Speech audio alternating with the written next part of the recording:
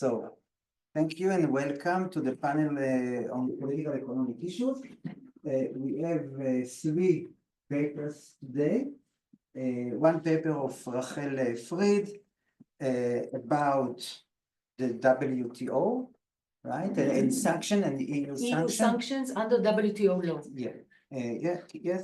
And then we have a paper of Hila Levy on the European Central Bank, and the paper of Tal Sadeh and Yuval Hirschhorn about which is about the links between bank supervision at the European level and the support on the resentment of citizens. So we will start with the Rachel Fried paper. We will let you talk for 15 minutes. Yuval will do the presenting. Yeah, okay, so 15 minutes, and then I have comments for your pages. Thank you very much. But where is my presentation? It should be on the desktop. You have the... אתה יכול לעשות משהו? אני לא רוצה להתעסק לעשות בלגן. תודה, יובל.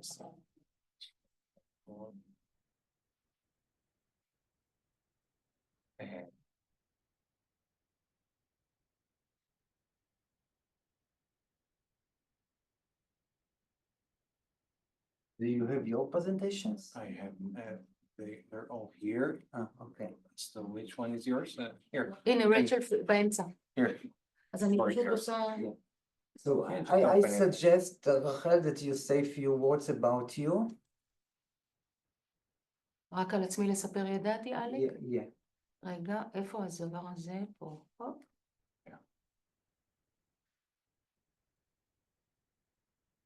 Okay. I will very shortly introduce myself. Thank you.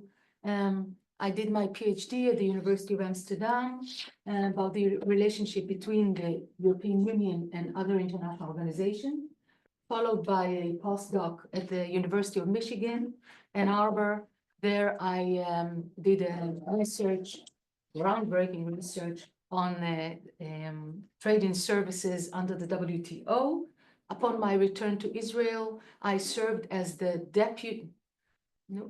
deputy vice, I forgot the words in English, סגנית למשנה ליועץ המשפטי לממשלה בינלאומי. I have it somewhere in English, and it was a great privilege for quite some years to represent the state of Israel in negotiations with the European Union, WTO, and so on. Since quite some years, I'm back at the academia. I am a senior lecturer at Ono Academic College, and I teach also at Reichman University. There I teach international trade, EU, and international private law. I also supervise master thesis at the University of Amsterdam, still on European Union issues. So I still teach them about the European Union. So, having said that... Before we begin, in order for this to be videotaped, you need to share it on Zoom. And I don't think you've shared it on Zoom. Can you please help me with technicalities? Try. I'm only a lecturer. Push the escape button or just go back to the Zoom screen. No, not this one. Here. Go to the small window, to the small window, to the small window. Where you're going to. Okay, let me do this then. This is not what you need to do. Please give me the mouse and I'll show you.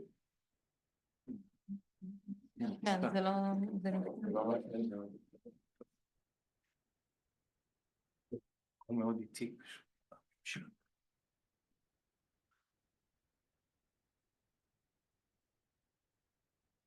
תפתח קצת חיים, תן לי, אני אעשה. סוף סוף יש שעת רצון. Now we do share and to your presentation. Yes.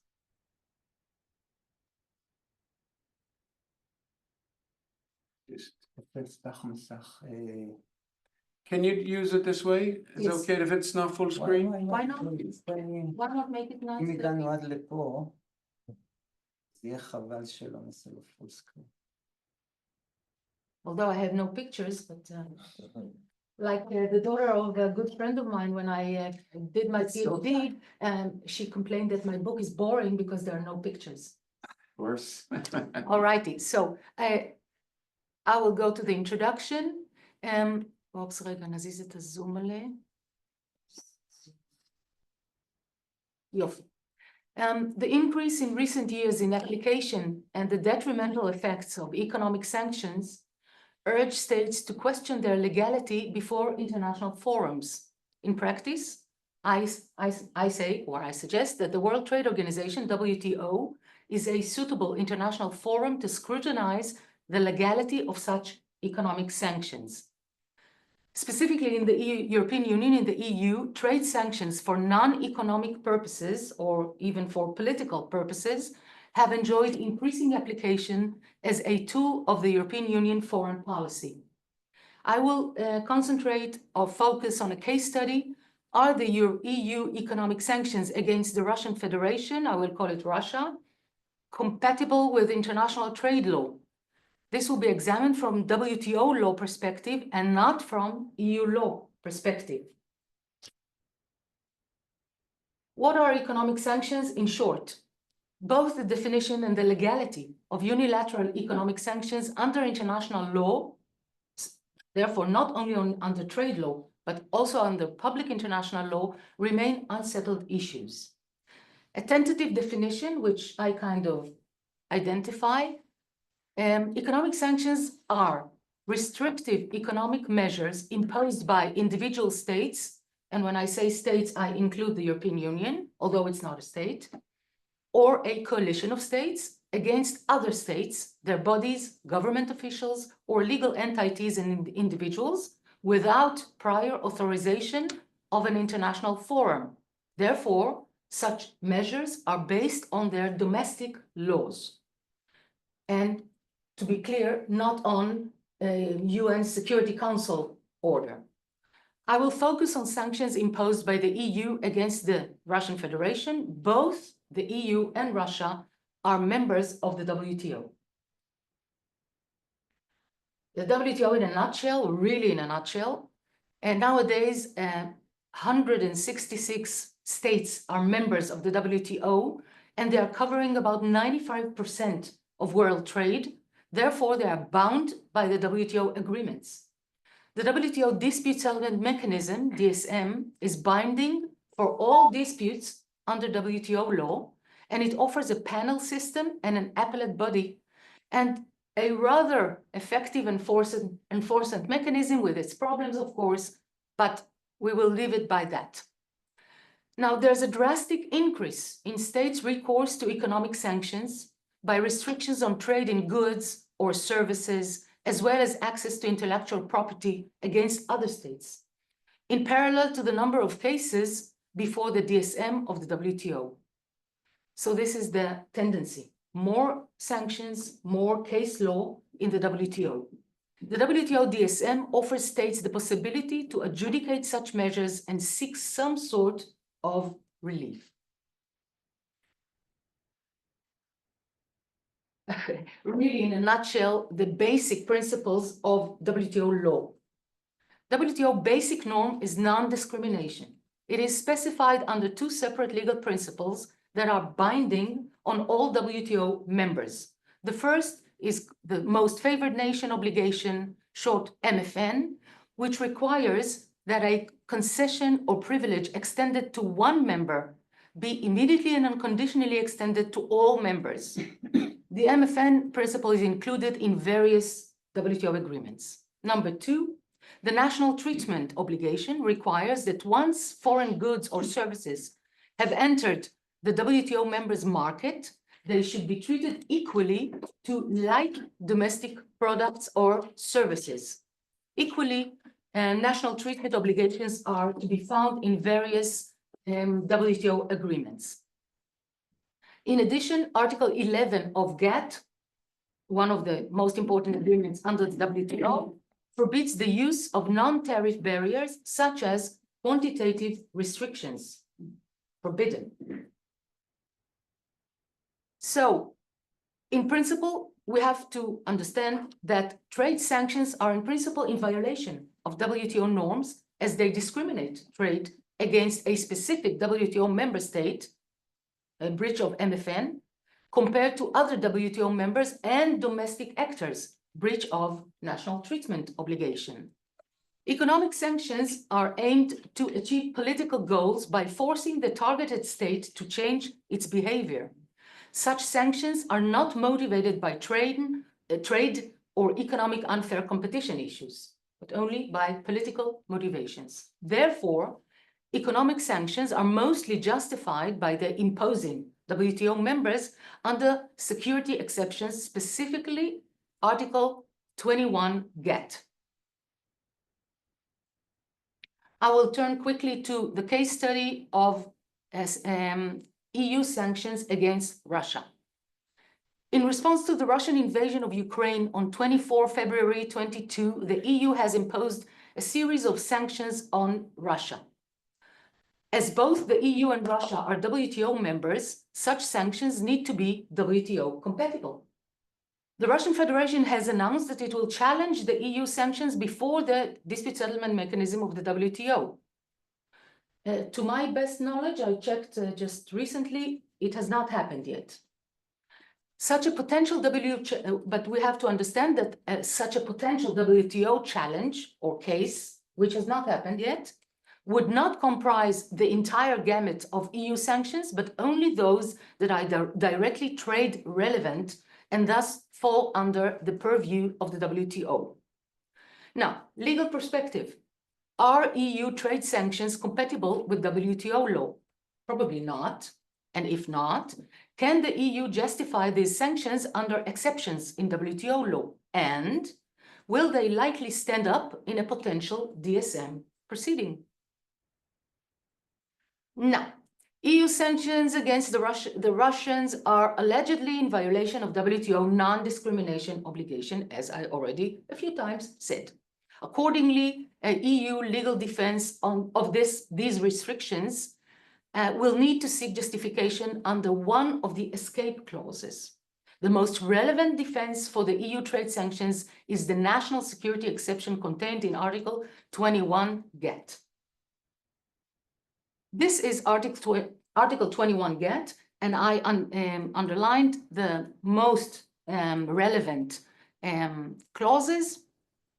I just read the top. Nothing in this agreement shall be construed, I jump to B, to prevent any contracting party from taking any action which it, thus the state, the member state, considers necessary for the protection of its essential security interest.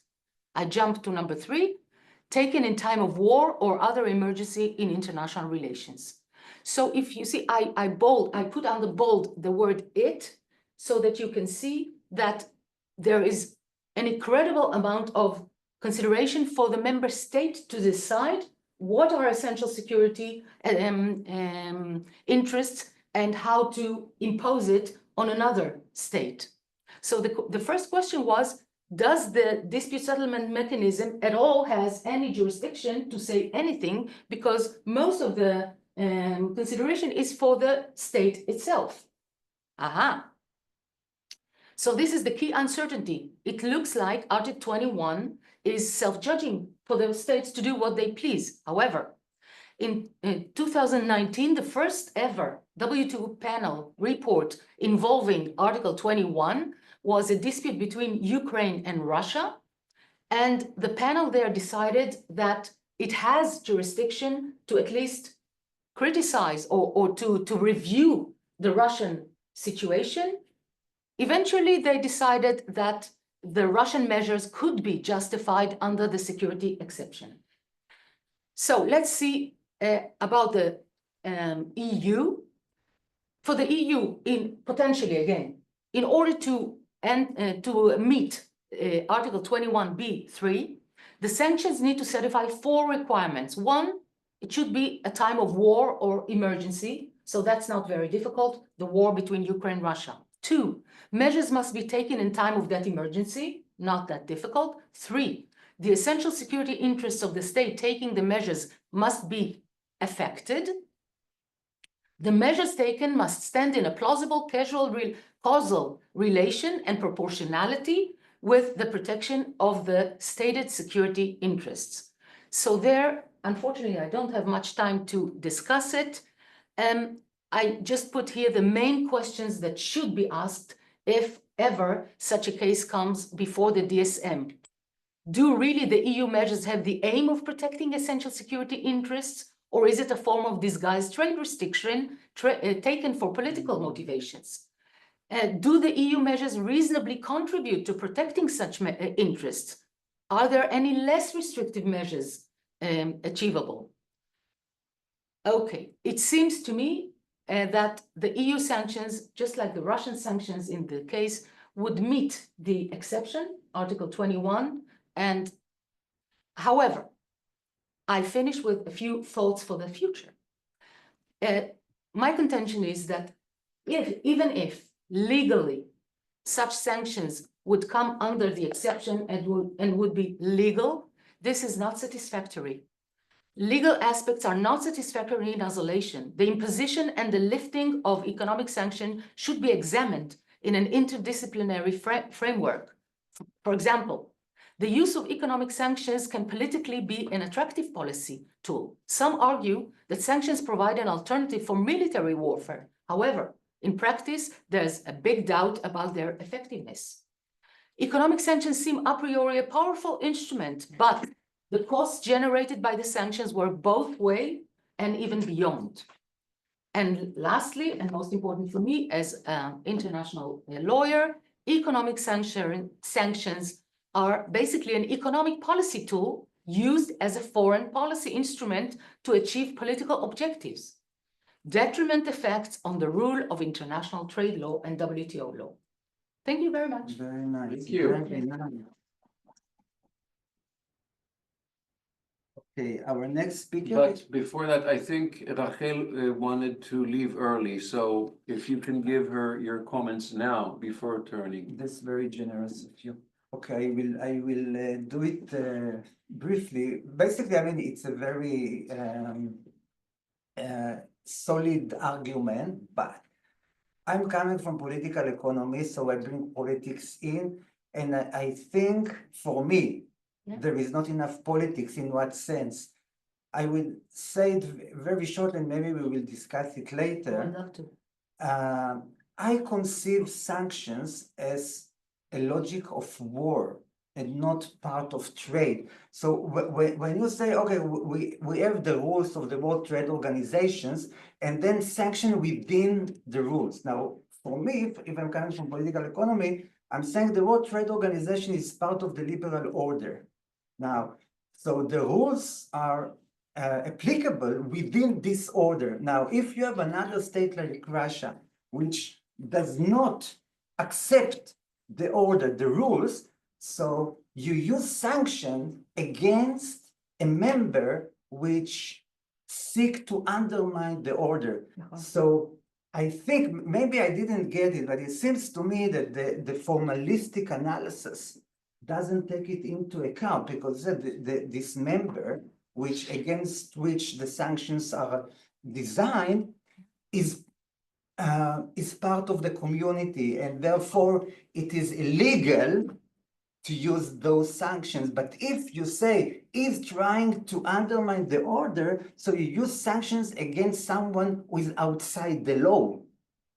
Okay, so I think this is one thing. Another point which I got only now is interesting, because what you're actually arguing is that it could be the case that the EU using the sanctions as an excuse, the security thing as an excuse to gain some trade benefits, something like that. So I think those two issues would allow to make the argument more richer, like bringing the politics in. So I'm very brief because we are tight with time. It's work in progress. I would love to discuss it with Okay, you and to get your point of view. Okay, so we will do that. Can I say something? Yeah, of I would course. like to take advantage of your expertise and your presence here to ask you about Turkish sanctions on Israel. Turkish. And this is related, of course, because Turkey has a customs union with the European Union. So that means that they are not entitled to their own policy in the first place, this way or the other. They're supposed to have the same policy with the EU. So how can Turkey, before we even get to the legality WTO-wise of their sanctions against Israel, can they say that Israel's war in Gaza is a security threat to Turkey? I'm sure they will probably argue as much somehow. But before even this, where do they get their own independent commercial policy? The customs union they have with the European Union obliges them only to, within this club, within this. However, towards Israel, they will not give the same benefits as the inside the customs So union. that's not a customs union. It is. It's a free trade area. But if they no, have no, their no, own no, policy. but no. The customs union is only what they give each other. However, if Israel, just a sec. Do But Israel and I Turkey, want- yeah. Sorry, Do that, Israel and it's very Turkey have? interesting, We're but talking we are about really this in tight. lunch. The This is- Israel-Turkey agreement, not only It's this. your time and also mine, because I want to have the time to respond to you. So great, we have the whole day. Yes, we do. Okay. Thank you Then so thank much. you very much. Okay, our next speaker is Ila Levy. So I excuse myself. And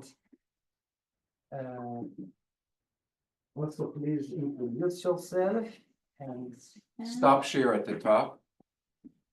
At the top of the screen, there's stop to the left, to the left. זה פשוט ממש איתי Yeah, I don't know, make it my hair. No. To the right.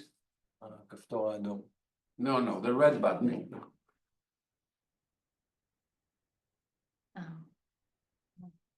okay, now בתיקייה. where is your The folder is already open. אחד מהאחר. set? Okay, And now back to the Zoom window and share.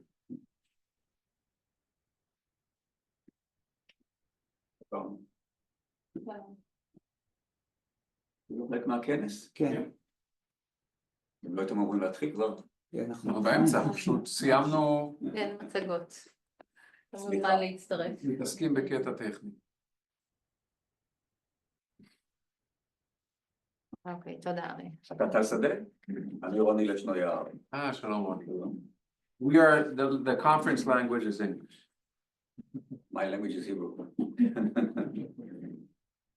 You're welcome to take a seat. I'll join you in a minute. Okay, so thank you, Arya. Good morning.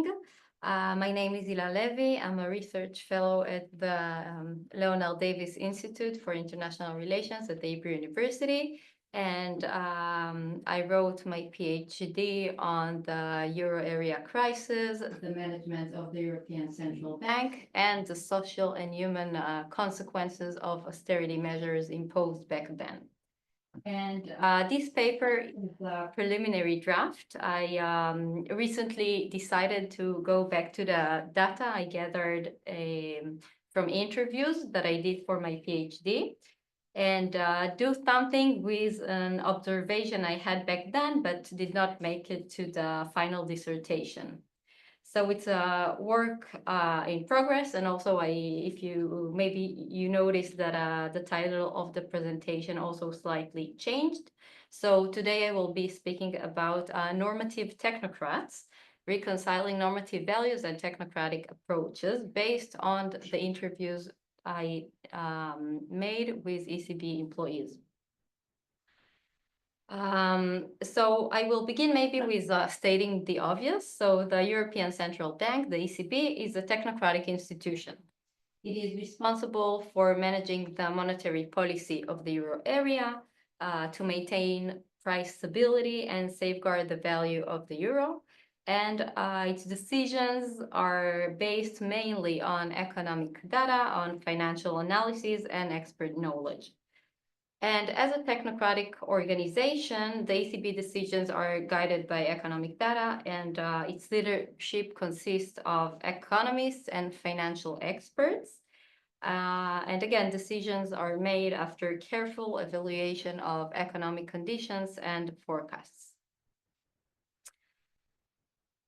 During the euro area crisis in 2009, the bank assumed more and more responsibilities due to the absence of institutional framework to deal with crisis, to manage a crisis, to deal with a crisis. And the new two main responsibilities of the bank were to serve as a lender of last resort and becoming a member of the Troika. Both roles were critical for resolving the crisis, but I will focus mainly on the ECB's participation in the Troika. So a word about the Troika. After Greece reached out to the European authorities, the bank joined forces with the International Monetary Fund and the European Commission and offered bailout packages to EU crisis countries in return for policy conditionalities and structural reforms.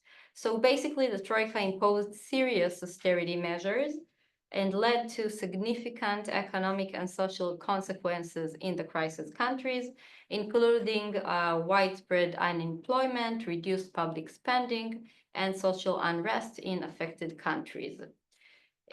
So here are some photos of social unrest of the protests that took place back then. And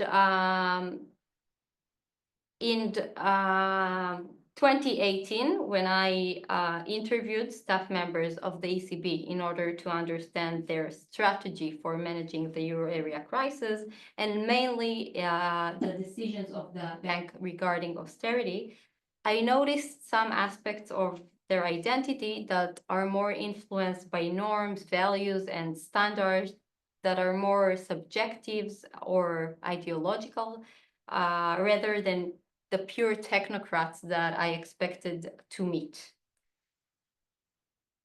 And this paper actually begins from that observation, from the data of the interviews. So European identity was strongly and repeatedly raised by my interviewees. And I was quite surprised, actually, because it was clear to me that the ECB is a technocratic organization, and I didn't expect to see anything else. And also, more broadly, so I argue, or my thought was that technocraticity and normativity are typically seen as opposing concepts. And in the data and in the interviews, they appear to be closely linked whenever thinking about the ECB during the crisis and its motivation and norms and values that guided the bank. So in order to understand the ideological orientation of the ECB, I created a distinction between two types of organizations, so technocratic organization and a normative organization, and I try to characterize each one. Now, it is important to say that many international organizations combines technocratic and normative elements, but distinguishing between them clarifies how organizations prioritize expertise versus political values and how staff address issues in their operations. So there could be an normative organization which use technocratic methods, and there could be a technocratic organization with a normative perspective, but I try to identify, it is still possible to locate on a certain scale what type organization we are dealing. So very briefly, I will try to present each type of organization. I will begin with technocratic organization. In technocratic organization, decision-making is driven by technical expertise, scientific knowledge, and specialized skills. Policies are based on the belief that experts have the knowledge and solve social problems, even social problems. And we can see prioritizing technical efficiency over social and ideological consideration, adhering to formal mandates, rules, and procedures. And examples brought in the paper for this type of organizations are the World Bank, the IMF, and the WTO, which we just heard about. who emphasize legalistic technical approaches viewing socio-political issues through a scientific lens. By contrast, normative organizations usually prioritize normative considerations such as social realities, human rights, environmental concerns over technical efficiency. They focus on promoting specific ideals or principles and offer often related to ethical, social, and cultural objectives. The examples brought in the paper for such organizations and the UNHCR and OPEC. The UNHCR is committed to humanitarian principles, and OPEC highlights principles related to energy sovereignty, national interests, and raise normative concerns about global resource control and resistance to external market forces. Now, when it comes to the ECB, the interviews I conducted revealed that beneath the technocratic nature of the organization, there is actually a solid normative foundation. It seems that staff members are deeply committed to the principles of European integration and are dedicated to advancing and safeguarding it. And while it is primarily technocratic organization and has a very narrow and technocratic mandate to maintain price stability, its employees also embraces a supranational vision and a strong aspiration for further integration. So here on the screen, you can see some of the reflections from the interview, some of phrases of ECB's employees. So, sorry, here. So we had a sense of that we are doing something higher. We want this project to stay alive. There was a pioneering sense of let's get it done, let's build Europe, let's fortify the construction of the European house. Everybody who works here is in his or her art a European. And it repeatedly and strongly came out in the interview that they are really into the European project, really want to save the euro for all it means. And an interesting point to mention here is that actually ECB's employees are from different nationalities, including those of the crisis countries, right? We see Greeks working at the bank, Portuguese, Irish employees. However, it appeared that employees stayed very united, holding a European perspective. Nationality played no role whatsoever in the perspective on the solution of the crisis. The ECB staff members expressed strong commitment to the European integration and maintain a European perspective. So this was interesting to see. And to conclude very quickly, so what I try to do in the paper is to demonstrate that it is possible to reconcile the seemingly opposing concepts of technocracy and normativity, and that they are not necessarily separate, but can coexist in the same organization. And it has further implications for understanding when and under what circumstances an organization is likely to increase its scope of activity beyond its delegated purpose. So it might be that an organization with a normative orientation will be more willing to interpret broadly their mandate and will be more open to expand its mandate and to take more and more tasks in order to achieve what is appropriate. And when it comes to the ECB has a narrow and well-defined mandate to maintain price stability, as I mentioned, and it had strongly adhered to this mandate all through the crisis management. But also it is well documented that the ECB de facto stretched its mandate and took many unconventional measures to address the crisis. So apparently, I think that the ECB was caught between its technocratic nature and normative stance. And this resulted in a rhetoric adherence to the task of price stability, alongside the actual expansion of the organization's scope and responsibilities due to its normative take. And I'll stop here. Thank you very much. Thank you. very much. Well, since we started, maybe we will have 5 minutes and then your paper and then 5 minutes. Yeah. Okay, so I will try to be very brief. Of course, I like your article. It's about the ECB, it's about technocracy. We are moving in the same circles. And I think it has the potentials, but well, it seems to me that your theory is a little bit outdated. This dichotomy between the technocracy and the politics or normativity, I think it has been challenged for, since the crisis, both in terms of rules versus discretion. I think I would even say that the dominant view that the technocracy doesn't mean that you are not driven by some kind of moral sentiment.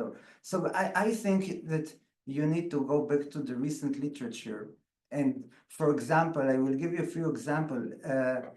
Some scholars speaks about the distinction between bureaucracy, a Weberian types of bureaucracy, which is driven by rules, and technocracy, which doesn't necessarily bind by rules.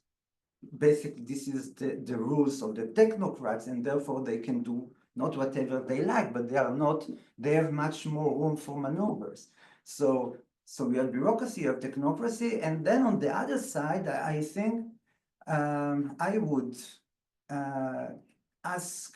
go more deeply into this question of what is this normativity, because there are different types of normativity and different types of politics.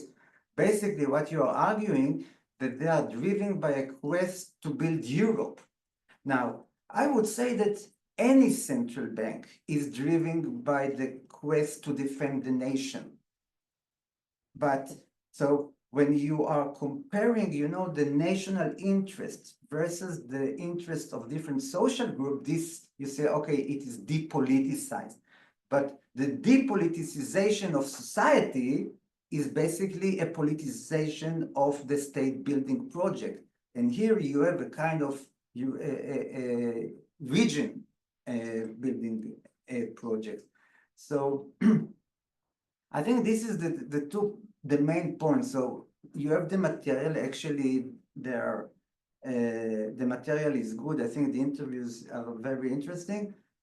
Another point, I think that you would have somehow to bridge the time gap, because you're talking mainly about the crisis. Many things happened since then, which only support your argument. So you would have also to say something about the decade after the crisis. You probably want to say a few things about it.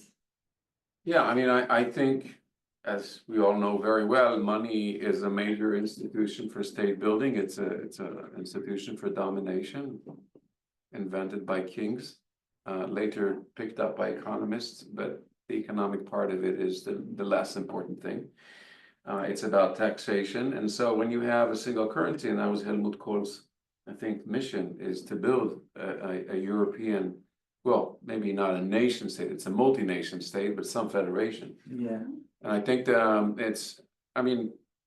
I'm not surprised by your finding, but I think it's important evidence that documents the process, part of it, whereby indeed the people who are hired as technocrats see themselves, they're driven by, they're making the world better, or Europe better, Certainly. by I think this is helping coming to- building this future construct of European federation. I think this is what drives them. I don't know if you know me, I was the ambassador of Israel to the European Union, and I was the ambassador of Israel to the United Nations in Geneva. So I'm more or less familiar with all those institutions and specialized agencies and organizations, and the differences between UN institutions and EU institutions. And my perspective comes from the field, from talking to real people in the afternoon, having coffee, going to football together, not interviewing them for an academic paper. So it's a different perspective. And I will say, don't believe them. They are giving you the party line, European project, etc. It's BS. Their considerations are totally different, totally different. And there is a clash between their different loyalties to the institution, to their home country, and to their personal ambitions. And when it comes to the EU, there is another fourth layer, which you don't find at the UN, which is the party loyalty, the party affiliation of the person that you interview, and it can be very senior and very junior. So you have to know them, to know where they come from, which country, what political party, who is their spouse, what is the ambition of the spouse, to understand why he gives you the answer that he gives you for your paper. So I will say, it's complicated, and that's exactly the difference between living in, I was 10 years in those institutions on the ground.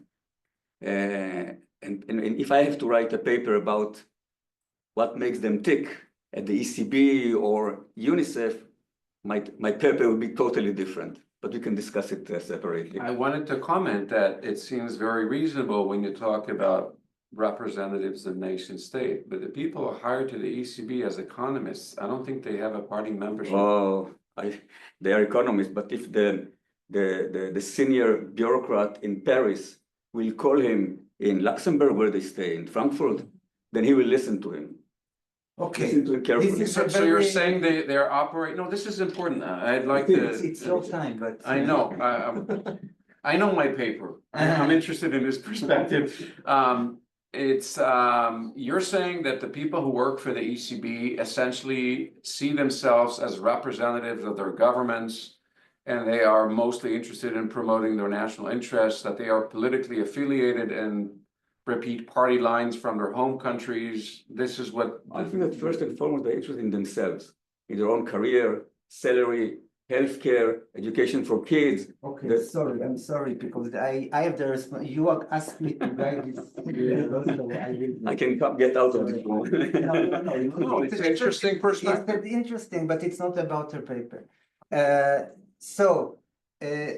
next paper. The next paper is of Yuval Hirshon Vital Sadeh. Please present yourself and maybe the group. This is a group project, right? Yeah. So, good morning and thank you all. My name is Yuval Hirshon. I'm a PhD student here in the University at the Department of the School of Political Science, Government and International Affairs. And this is a joint project with Professor Tassadeh, with Gal Bitton from the same school and Benjamin Dassler from LMU in Munich. And the title is Bank Supervision in the EU and Blame Avoidance in Germany. And I'll try not to be confused by the two screens in front of me. So, okay. So this story begins with Europe's banking crisis and its tremendous impact on Europe's economy. For the public, this impact included a deep recession, job losses, austerity policies. However, for banks, it included state-funded bailouts at taxpayers' expense, and later also bail-ins at investors' expense. And these developments made people furious with their governments. They expected that banks would contribute to their country's prosperity and stability, being state-supervised entities, not to economic collapse. And as a response, member state governments launched the EU's Single Supervisory Board, the SSB, in 2013, which is the first and only institution of supranational banking supervision. So in this study, we argue that this delegation creates opportunities for the government to avoid blame for failures in banking supervision because governments can be better shifted to EU actors. And to support this argument, we implemented a pre-registered conjoint experiment in Germany. And in what follows, I will elaborate more on all of these points. All right, so let's situate our study in the existing literature. As I already mentioned, the EBU includes a component of supranational banking supervision.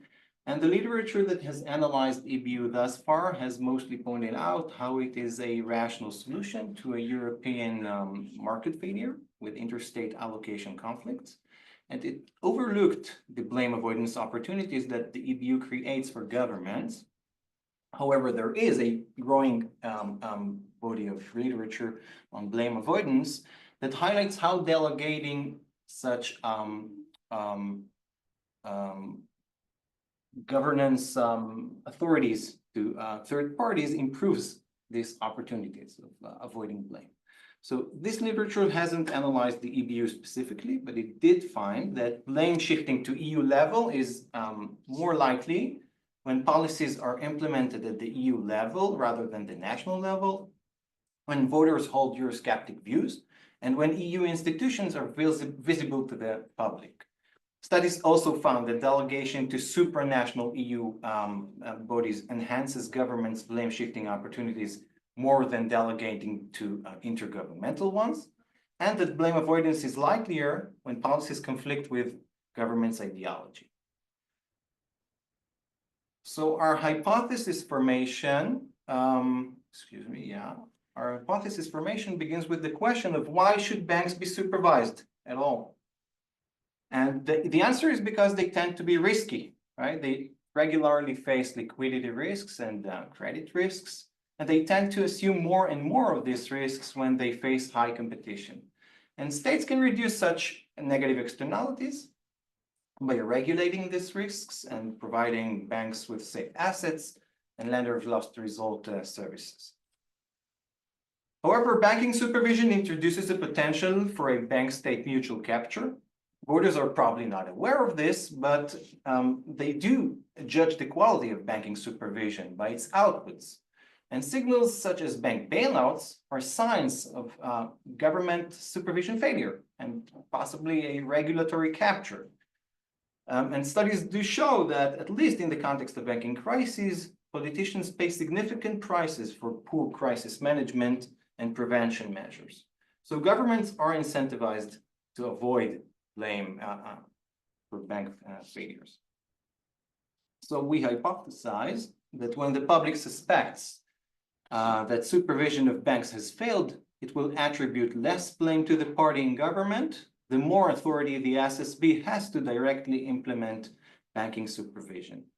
And the literature also leads us to expect that blame shifting in banking supervision will be especially manifest under left-wing governments, because ideologically, they're not supposed to pander to banks at the expense of the wider public, right?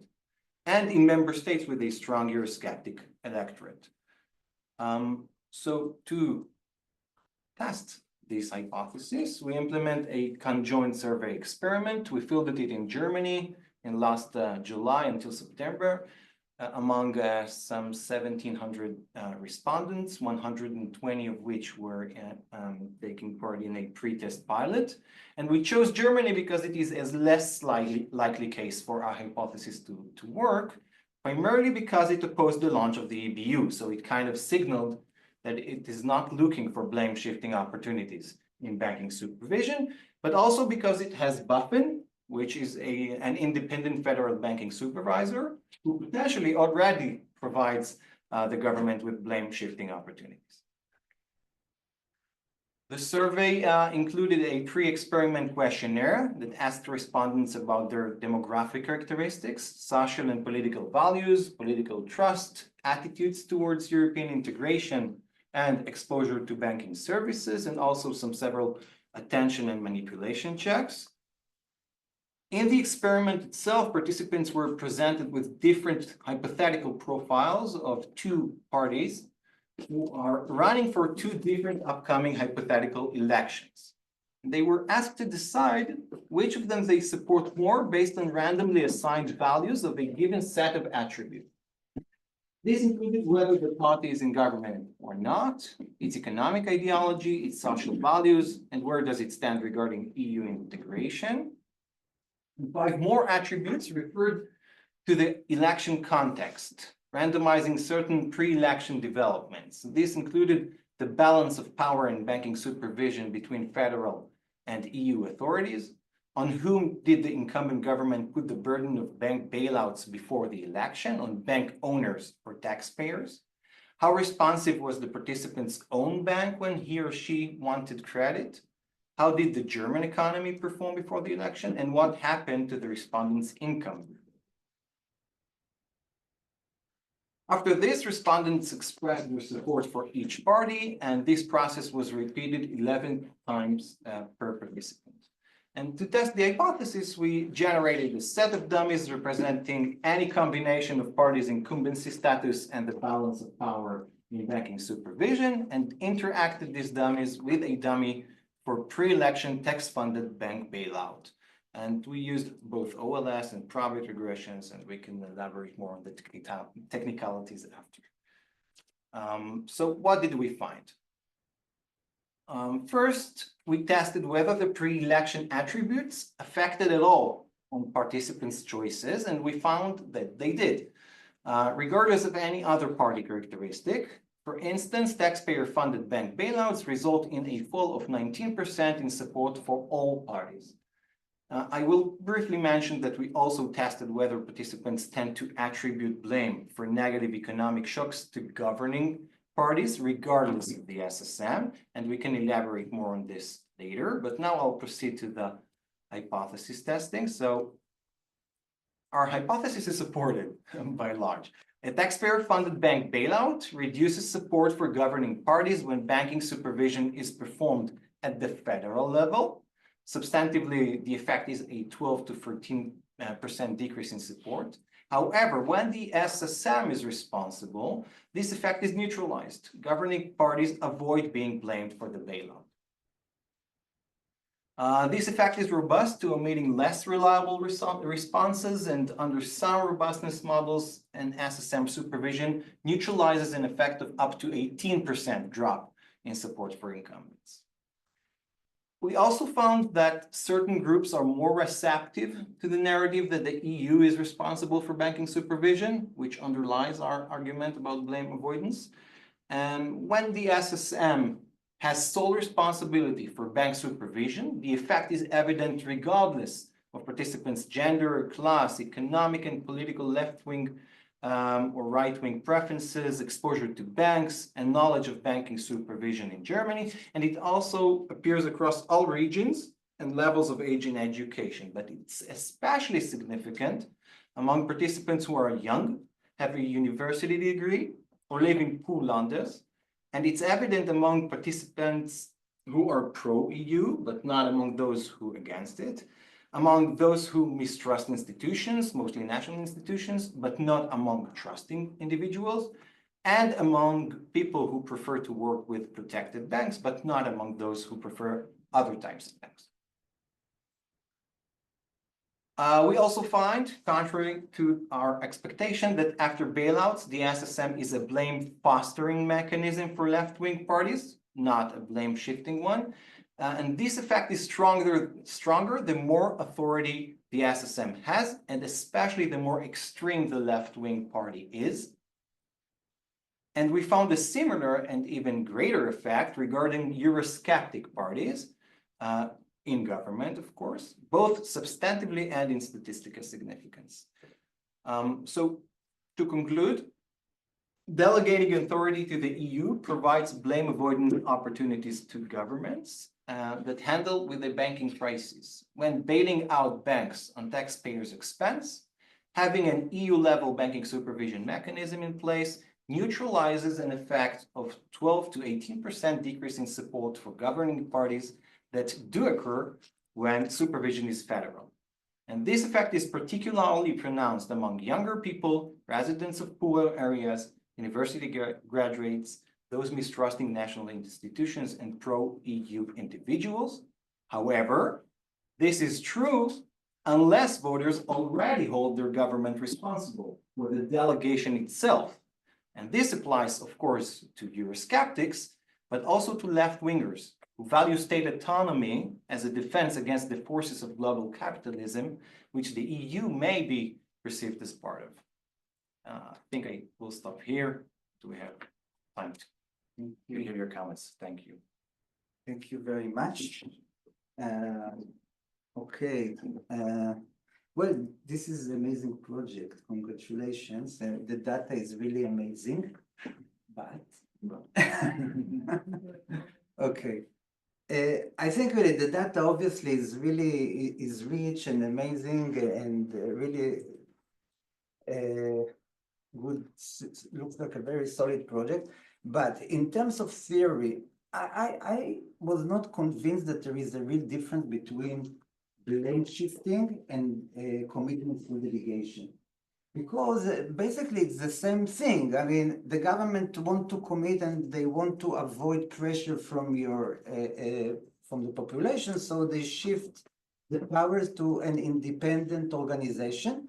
And in that case, this is the EU organization. So when I read it, to be honest, I said, okay, it is not a strong enough hypothesis to justify the project. But when I read the paper, I think the richness of the survey allows you to discuss a more, I think,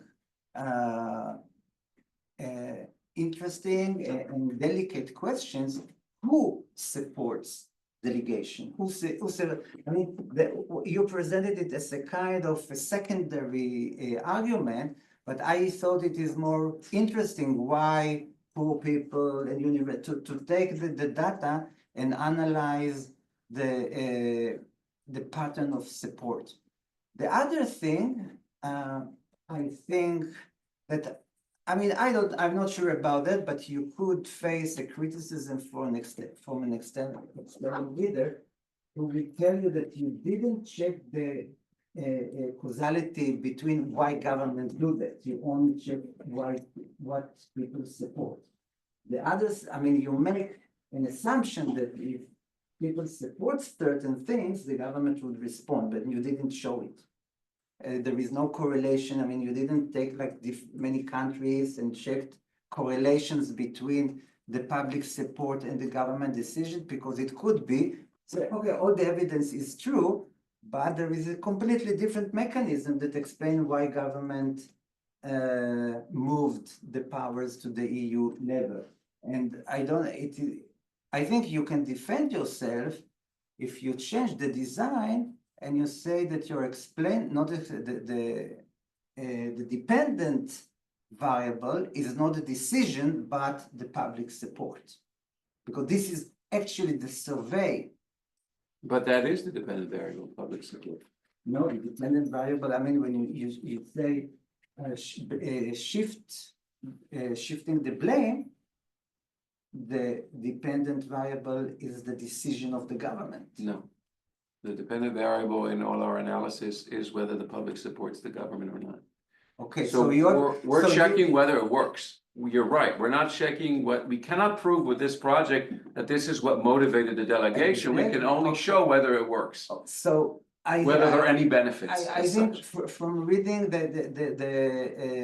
especially the introductory part of the article, I got the impression that what you want to explain why government delegate. Mhm. And the answer is shifting the blame. And then in fact, what you explain is the support or resentment of the public. So I think if you make this more clearly that this is your dependent variable and focus on the differences, it would make the article much more stronger. Thanks a lot. Thank you all for participating in this panel, and we will now close. Thank you.